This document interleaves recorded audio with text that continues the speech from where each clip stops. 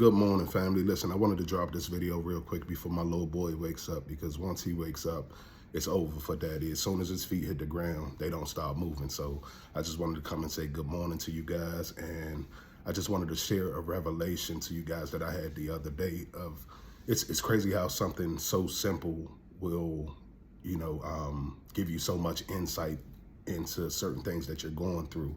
So I felt like this was something that all of us have been through, and it's very relatable.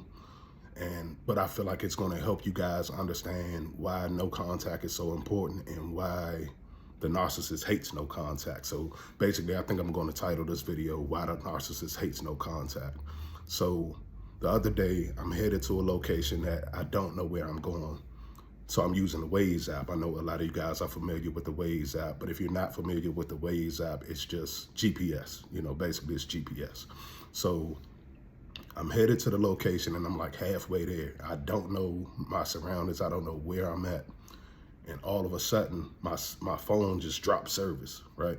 So now, because my phone dropped service, I don't know where I'm going. I'm just stuck. I'm just like, literally, I had to pull over to the side of the road because I didn't want to go in the wrong direction too far.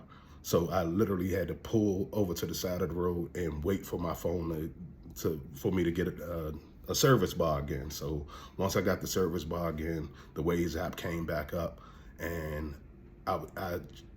it was a feeling of like, just for that split second, it was like a feeling of like this hopelessness, or like, not necessarily hopelessness, but it was just like, I'm lost. Like, I don't know where I'm at, and I don't know, and my GPS isn't working, and I don't know, which direction to go in. So I was just stuck. I had to sit and I just had to wait until I regained service.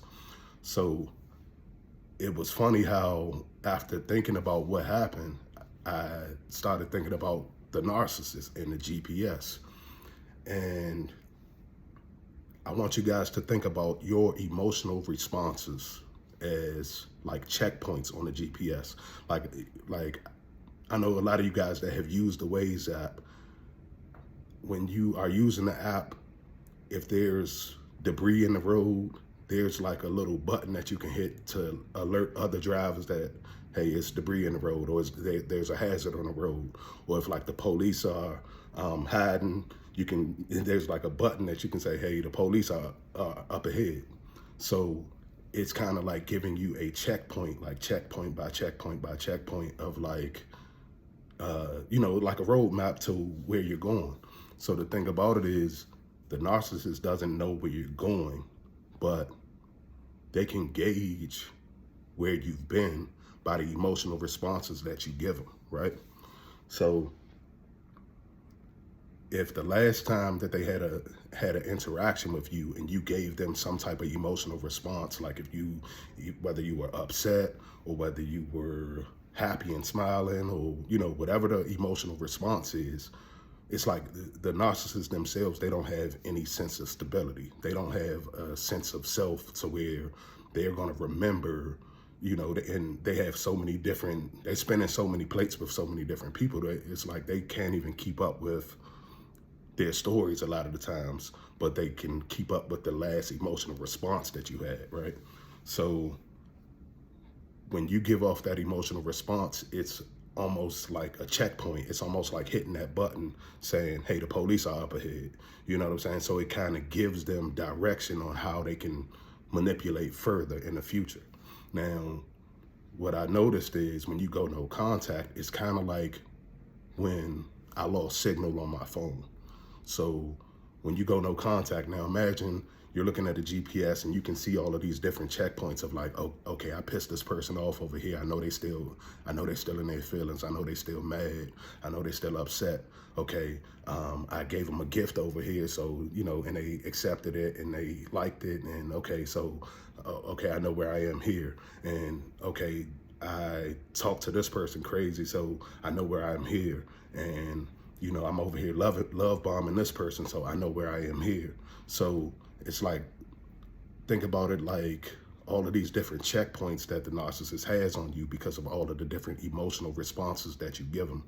Now, when you go no contact and you pull all of those emotional responses out of the situation, now all of a sudden it's like uh-oh, you know, it's like your GPS froze up. It's no stability in them, so they can't figure out where you are. They can't read you. They can't. And I would ask any of you guys that have been through it, that have gone no contact, did it feel like the narcissist just lost you when you went no contact? That like they couldn't gauge where you were, like they couldn't figure out, I guess even like spiritually, they couldn't figure out how to get to you, or how to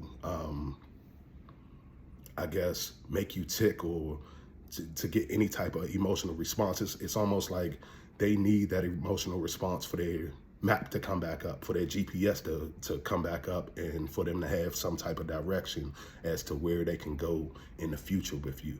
So I feel like this was something that was like extremely relatable, because I know a lot of you guys have been on the road and gone somewhere and your GPS just either froze up or your phone died or something like that, and you are looking like, oh my goodness, I didn't even realize I needed to charge my phone or something like that. And then you realize like, okay, you know, you're lost for that second, you're lost for that moment. But once you regain your signal, or once you know, get your battery charged and you jump back on your app, now you know where you're going again. So every time, I want you guys to think about breaking no contact. So every time you break no contact, it's like you are giving them another checkpoint on the GPS, just to let them know where you are, just in your life, in what you have going on in your life, as far as like, is this a good time for them to come back into the situation? Are you rebuilding yourself? Do you have positive things going for yourself? Are you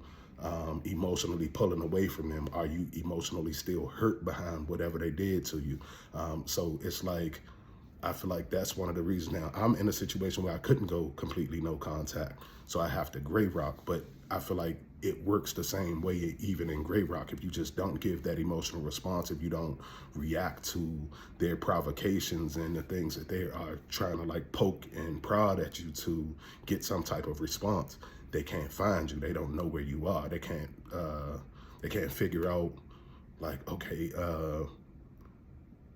and do I need to love bomb this person, or do I need to keep continuing to be mean to try to draw them in this way?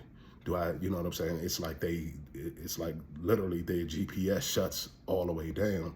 And like I said, the narcissist never knew where you were going, but they could just track where you've been, and they can track where, like the last, like I said, that last checkpoint of like, okay, boom, the last time I tapped into this person, they were pissed off at me because of this. So I need to love bomb right here. Or I need to, you know, tone down on my abuse so that I can reel them back in a little bit. I need to, you know, I need to Hoover over here. So I think it's like, that's where the Hoover comes in. It's like the Hoover is this test to see where you are on the checkpoints. You see what I'm saying? And if you allow them to come back on one of those checkpoints, or if you allow, then they will probably stop for a while, stay for a little while, and, you know, spin the block again and do it all over again. So I felt like this was a very simple but very relatable and revealing video, and I hope it helps some of you guys, especially you guys that are just now going no contact, or who have been struggling with no contact and don't know if you can continue to stay no contact. I hope this helps you guys, like give you some type of insight as to why the narcissist continues to try to prod and hoover and try to provoke you into, you know, giving them some type of emotional response. And the importance of you not giving them that emotional response is you don't give them any location of where you are.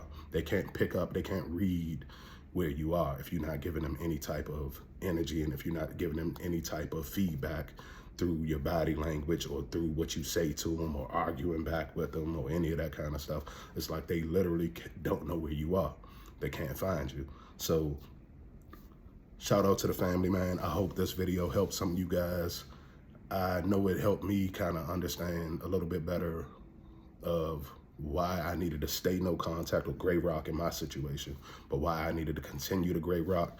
And like I said, I hope it helps some of you guys understand why you need to either stay Gray Rock or continue to go no contact. It's like they can't find you. So salute to the family. I hope that resonates with you guys. I love you guys, and I'll see y'all in a minute.